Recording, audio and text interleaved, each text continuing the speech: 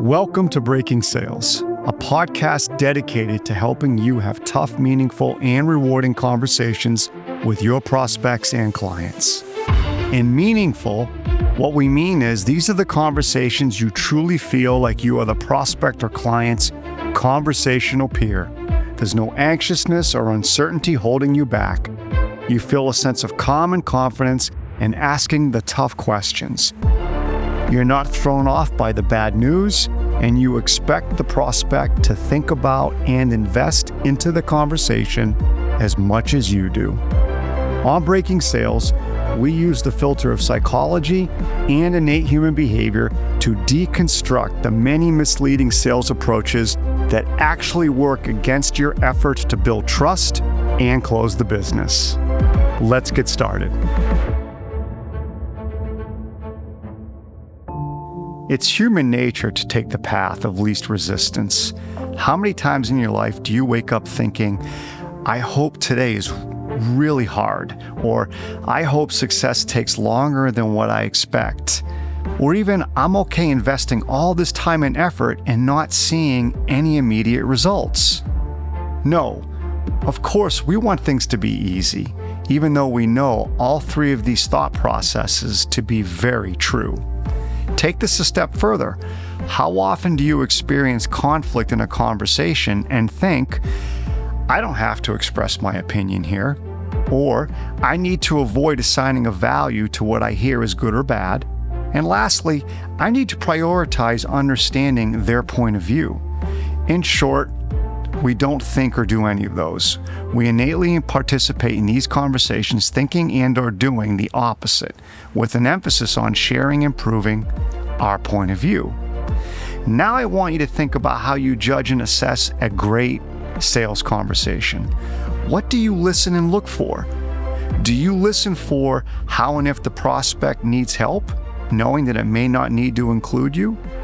Do you look for exploring the opportunity to see if it's really worth the time and the effort for the prospect to consider change? Or what will the legitimate obstacles and barriers be that the prospect will face if they decide to make a change? And should your expertise or services be a part of that change? In my 20 years of coaching, I would say that most of you listen for number one, how and if you can help, skip number 2 and 3 regarding is it worth their time and what are the barriers, and then spend most of your time on 4, which is here's how we can help you, here's our service, here's our expertise, here's our point of view. But the problem is number 4 is what you want, and number 1, number 2, and number 3 are what your prospect needs. Listen in as Pam and I break down the powerful conversation process and how it can immediately improve and change your results. Let's get started.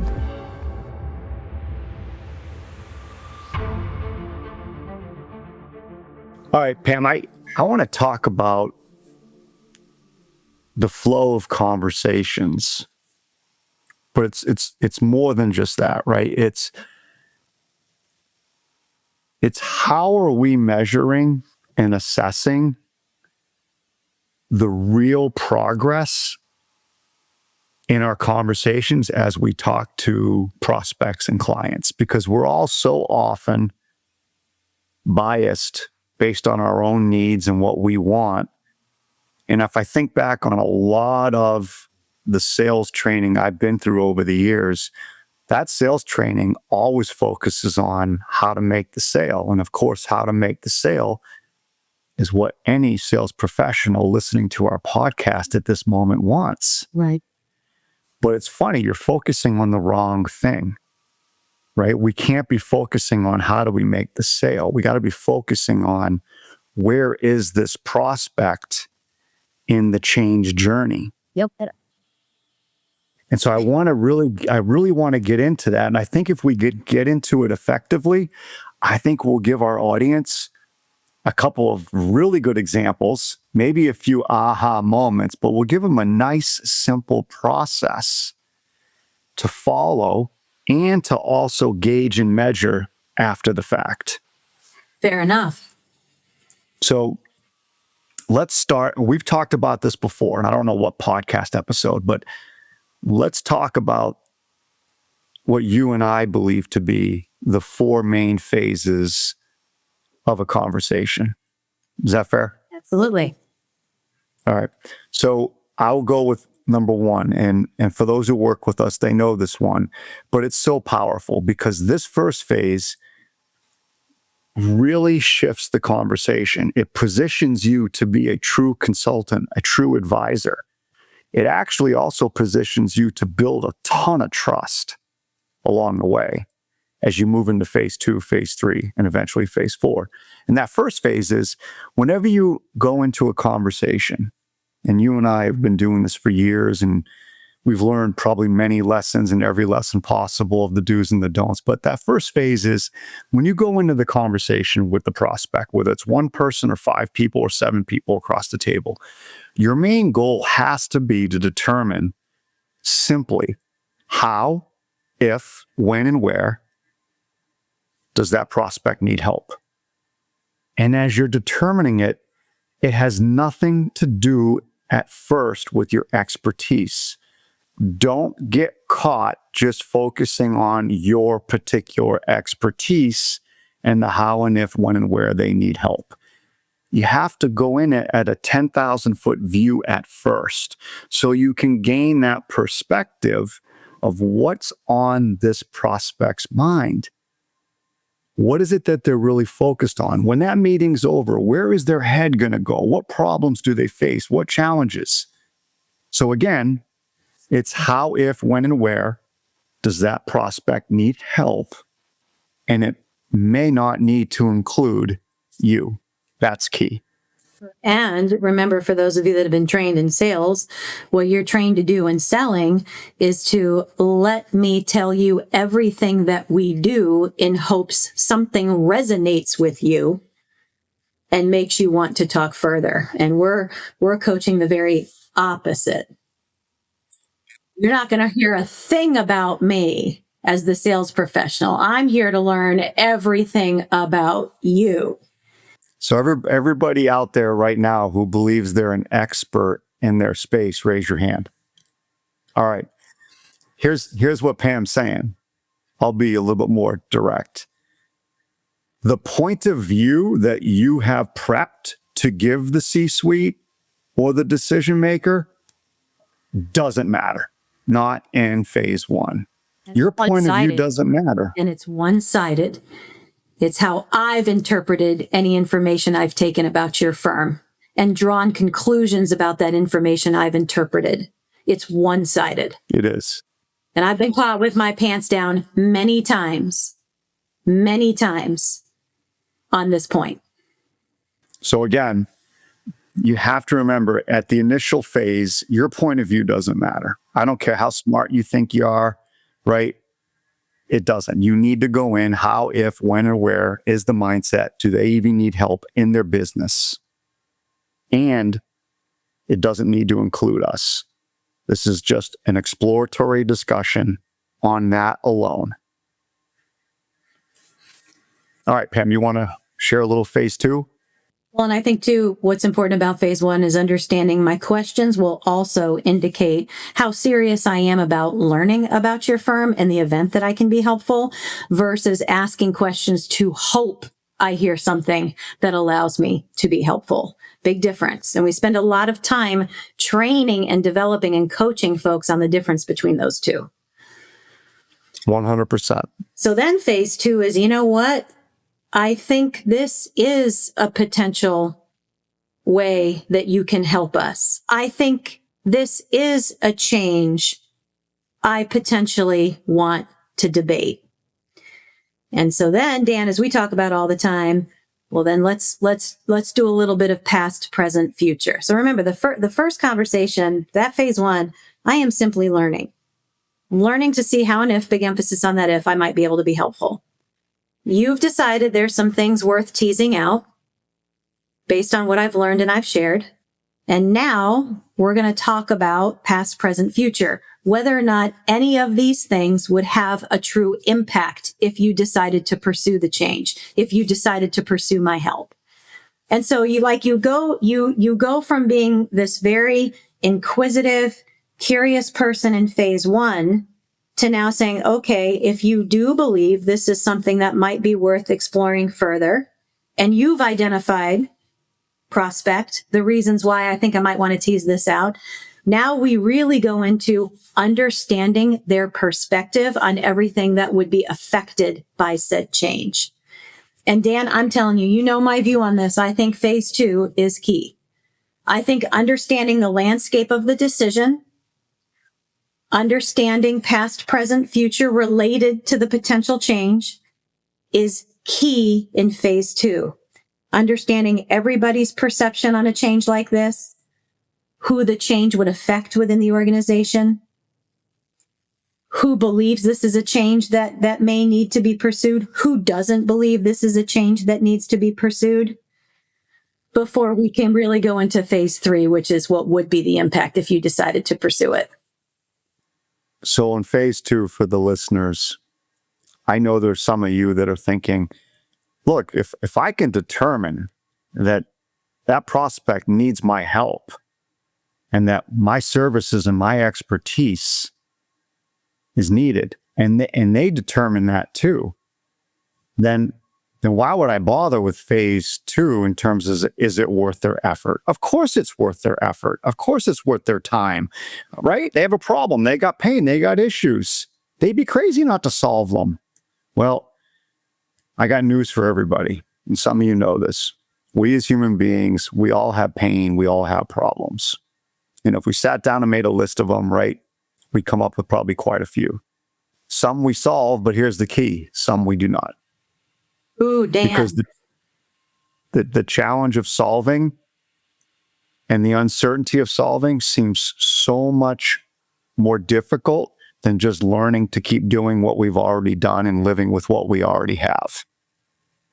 Well, and so to that point, you need phase two because your prospect may not be ready to go to phase three. So we talk about, in a conversation dissection, part of our job is to help that prospect think through, does moving to that phase even make sense?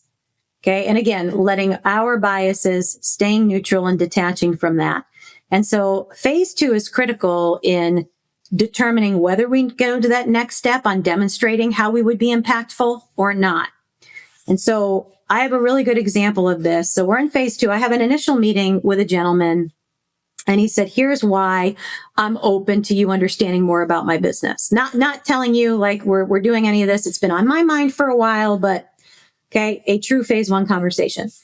I share some things.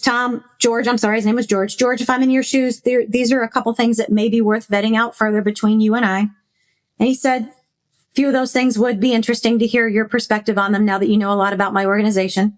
So we set up that phase two meeting, and I'm like, all right, so let me lay these things out and then get a broader view from you around the landscape surrounding the decision like this, a little bit of past, present, future, like we talked about, to see if these things would be worth pursuing any further by your organization. And so as we're having this conversation, I notice George is saying a lot of, I feel, I think, I believe. And I said, all right, George, I'm getting the feeling that perhaps you may be the only person that feels this way about sales coaching, that using a third-party consultant to come in and coach your folks would be good. And I said, and you had mentioned to me prior that if this conversation would go any further, you would need to get 2 more of your C-suite people involved. So let's talk about that. And because he was already talking about, I think I want to bring Tom and Susan in. I want them to hear what we're talking about. And I said, but here's my hesitation. Are they ready for that conversation?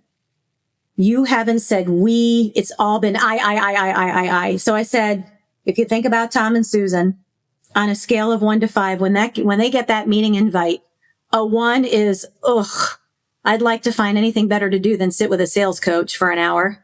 5, well, it's about time George got this set up. And he's like, whew, I got to be honest with you. I think they'd be a hard 2. I said, all right, well, then let's talk about that. You've got 2 people who already have a strong bias against a third-party consultant coming into your organization. What do you think a conversation with me is going to accomplish?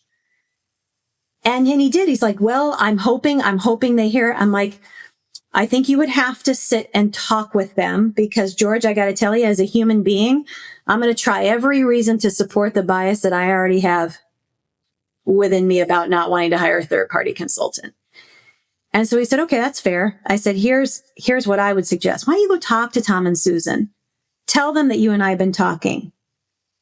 Tell them how you feel about this and see if they've changed at all about how they feel or if they are even open to changing how they may feel. Calls me back 2 weeks later, Pam, they dug their feet in pretty good. I mean, they're not going to be open to this. And he's like, and I get it. The conversation doesn't make sense to pursue any further right now. So Dan, I think it's critical in phase 2 for us to also understand, the deeper you get into these phases, here comes more people within the organization. And you have to understand if everybody's ready to enter into that. If they're open to understanding what could be impactful about a change like this. And if they're not, it's our job to help the prospect recognize, then I think that conversation may be in vain. And it also might take you even a couple steps backwards in your pursuit of this particular decision. Yeah, they would come in with a bias so that everything that they observed from you and everything they heard from you would be filtered through why they don't need a third-party consultant. Because it's human nature. It's exactly right, Pam. So I can think of a scenario too that very similar. So I have a client in the PE space, and they are working with this founder of a company. And the founder has decided that he wants to sell his company. Then through a banker, he gets wind that there's another company that he could buy. And he starts to think about, what would the value be if I have my company and I buy this other company? I combine them and I sell them both. So he has this strategy. So my client, very, very good at what they do, they get involved. And in the process, the how and the if and the where and the when becomes very clear on how my client could help this founder, help this business owner. Okay. The challenge is he has a bias, though, in place already. His bias is he thinks he wants to buy the other company and sell them together.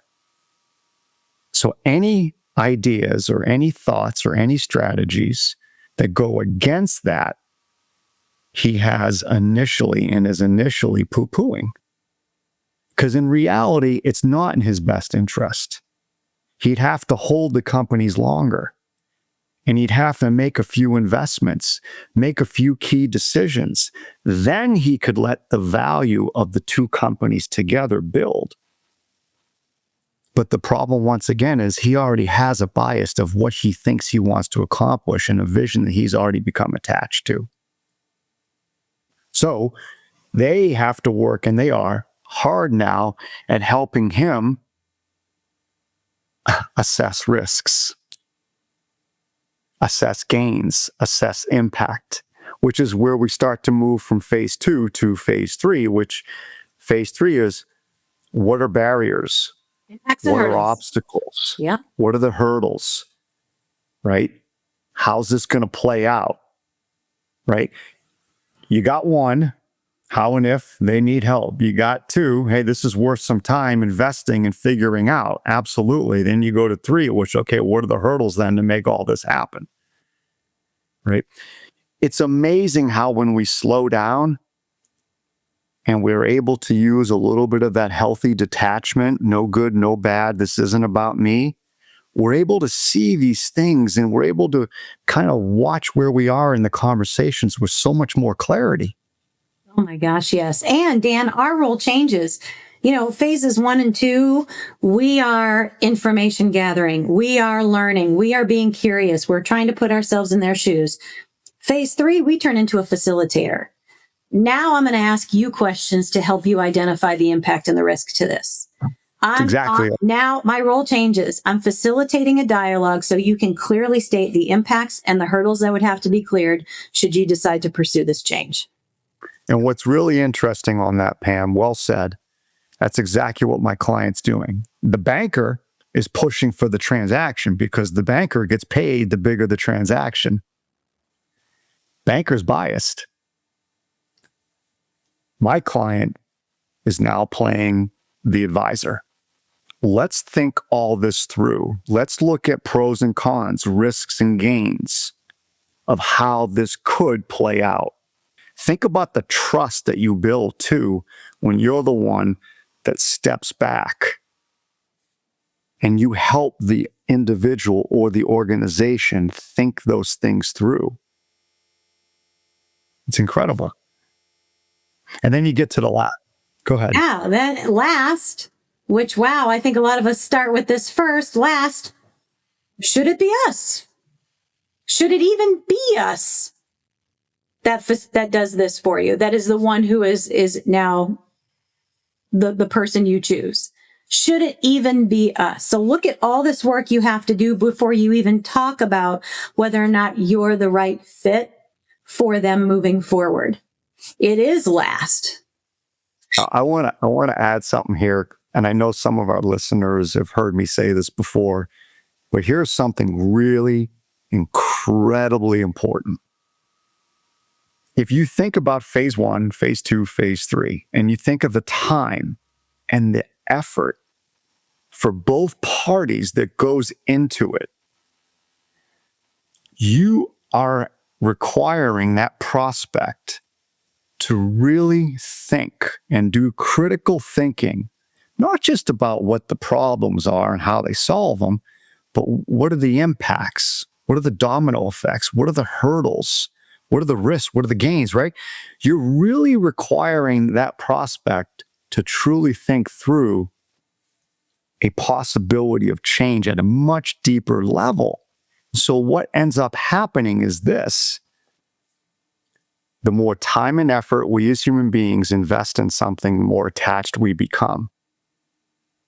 Oh, we spend a lot of time talking about it. We spend a lot of time digging deep on it. We spend a lot of time, right, really, really going well below the surface. What do you think that prospect's going to start becoming? They're going to start to become attached to you because you're the one shepherding them through the complexities and sometimes the difficulties of making decisions.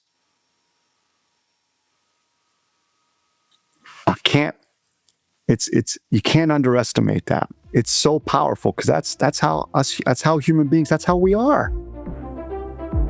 We just get attached to what we put time and effort in. And so why not allow your prospect to become attached to you? Well said. If anything, I hope this episode has you reflecting and thinking about your sales conversation process. Think about it. Will pursuing what's easy during the day help you really achieve a higher level of success? The answer is no. Will prioritizing your point of view truly help you win an argument? The answer is no.